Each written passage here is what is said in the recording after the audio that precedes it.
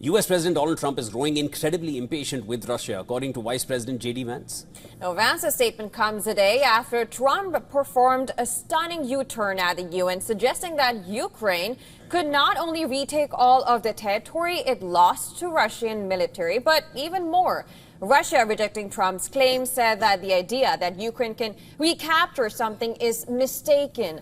Moscow also bristled at the accusation that it was weak, while pushing back at the U.S. president's characterization of Russia as a paper tiger.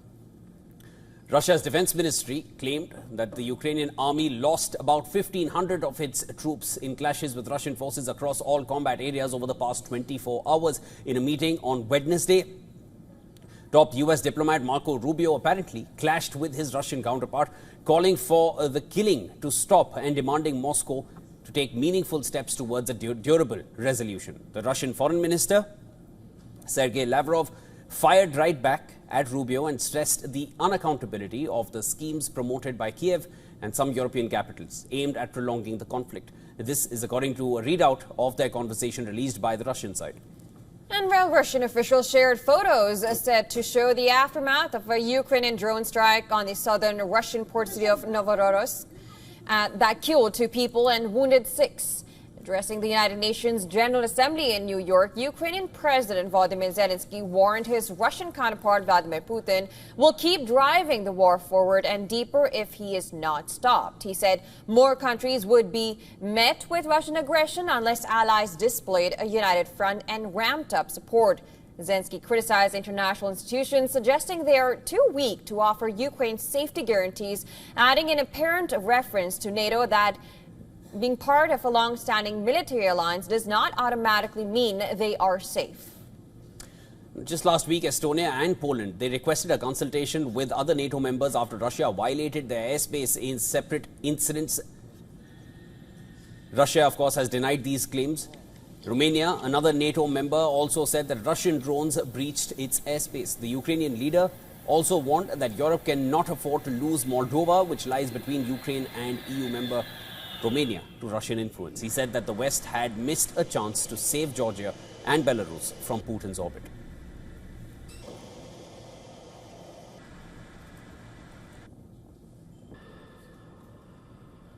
Well, for more on this, we're now being joined by Giorgio Cafiro from Washington, D.C. He is the CEO of Gulf State Analytics and professor at the Georgetown University.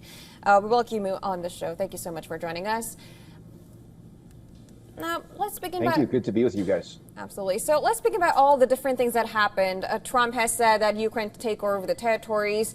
Russia says, well, that's not possible. And Zelensky has now pointed out that, being part of a long-standing military alliance does not automatically mean they are safe. It seems like there has been a turn in the whole situation. NATO does not seem as strong as it should be. How do you analyze these developments coming at this time?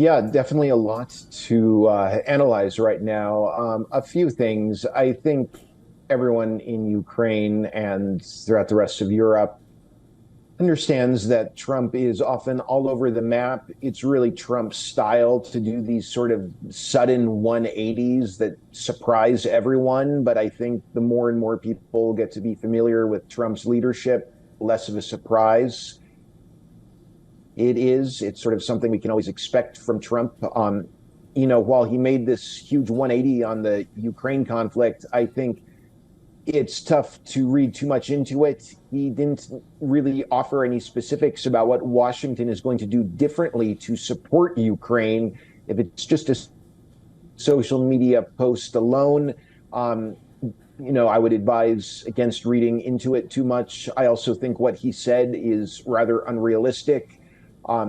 Certainly understandable that the Ukrainians would like to take back all of their lost territory. I don't think anyone could blame the Ukrainians for having that desire. But I think even those who are the most optimistic about Ukraine's capabilities to regain ground through war are not optimistic enough to think that Kiev will be able to take back every square inch of land in its UN-recognized borders that Russia has been controlling going back to 2014.